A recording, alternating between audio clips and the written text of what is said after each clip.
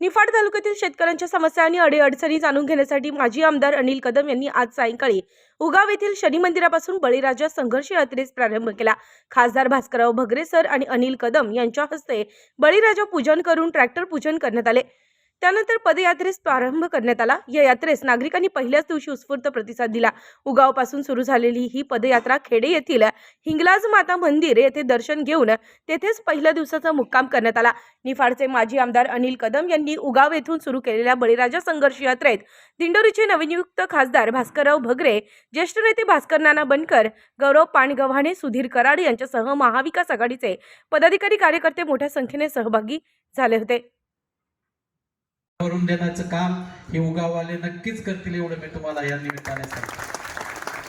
5 वर्षात मागच्या खासदारांनी काय केलं आणि म्हणून माझी ओळख नसताना माझा तसा फार म्हणजे भास्करराव पानगव्हाणे आम्ही पंचायत समितीला बरोबर होतो आणि फार बोटावर मोजण्या इतकी मंडळी संपर्कात होती, परंतु जे 5 वर्षाचं काम त्याची परतफेड आपल्याला सगळ्यांना करायची होती। आपण सगळे शेती करतो।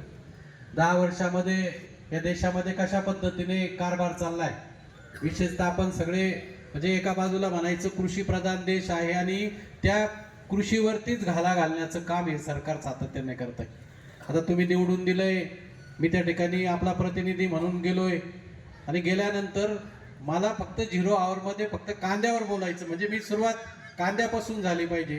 ठीक आहे, माझं नशीब की मी शिक्षक आणि म्हणून मी सांगतो की मला उद्घाटन करायची संधी शाळेची मिळाली, संसदेत बोलण्याची संधी शिक्षणावरती मिळाली, परंतु मी कांद्याच्या विषयावरती बोलायचं म्हणून मी चिठ्ठी द्यायचो तर माझा नंबर लागत नव्हता आणि परवाच्या दिवशी थोडीशी बळजबरी करावी लागली। ती तर ताईंनी बळजबरी केली म्हणून मला कांद्यावरती बोलता आलं आणि हे अतिशय शेतकऱ्यांच्या म्हणजे सगळं कॉर्पोरेट जगताला पोचणारं हे सरकार आहे। हे सरकार घालवण्याची संधी आपल्याला अगदी थोड्या येणी हुकली। उत्तर महाराष्ट्र न्यूज नेटवर्कसाठी मच्छिंद्र साळुंके, निफाड।